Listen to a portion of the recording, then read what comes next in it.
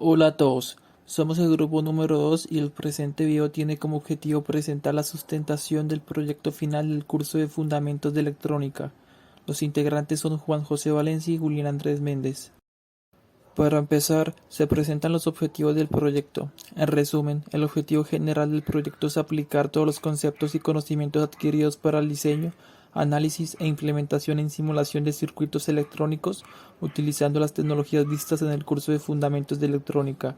De esta manera, en pantalla se busca diseñar un sistema que mida la temperatura del usuario por medio de diodos, indicando con un LED verde encendido para temperatura inferior a 37 grados, un LED naranja encendido para una temperatura entre 37 y 38 grados y un LED.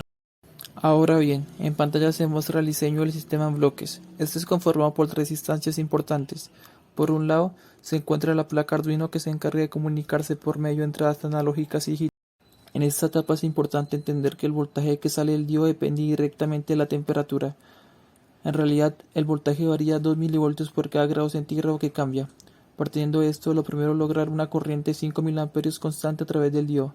La razón de utilizar un transistor PNP es para tener referenciado el voltaje del diodo con respecto al negativo. Ahora bien, se necesita lograr que la variación de 2 mV por grado ahora sea 100 mV por grado, lo cual es mucho más intuitivo de leer. Es por esto que se implementa un amplificador operacional con una ganancia de 50. Sin embargo, hay que tener en cuenta que la pendiente de la gráfica de voltaje que cae del diodo es negativa, por lo que se requiere un amplificador inversor para una mejor lectura de la temperatura. Cabe añadir que se usa una resistencia de entrada de 1K y una resistencia de retroalimentación de 50K para lograr dicha ganancia de voltaje de menos 50. Por medio de este bloque se espera poder calibrar el sensor de temperatura a la temperatura ambiente.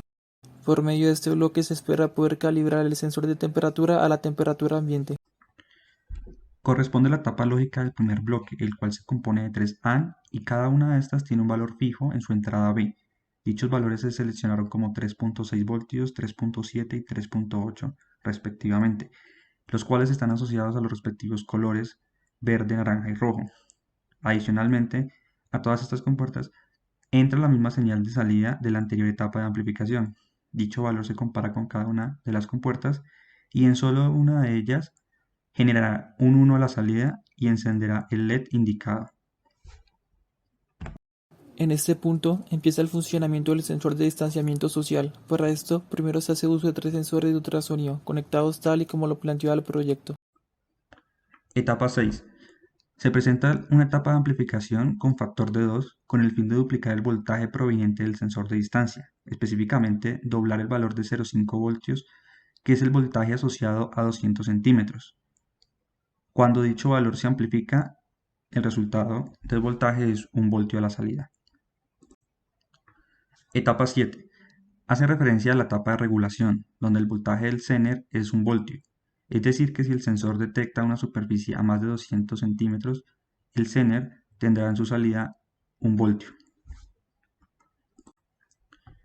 Finalmente se presenta una compuerta NOT negador, el cual se encarga de invertir la señal proveniente del Zener, y de esta manera permitir el paso de corriente hacia el buzzer y activarlo cuando el sensor detecta una superficie a menos de 200 centímetros. Se hizo uso de dos tipos de transistores, por un lado un transistor tipo NPN y por otro lado un transistor tipo PNP.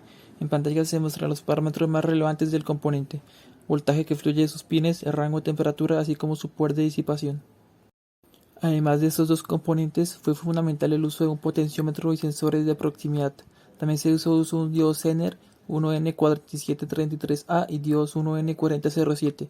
Sin embargo, por cuestiones de tiempo no se colocaron en esta presentación.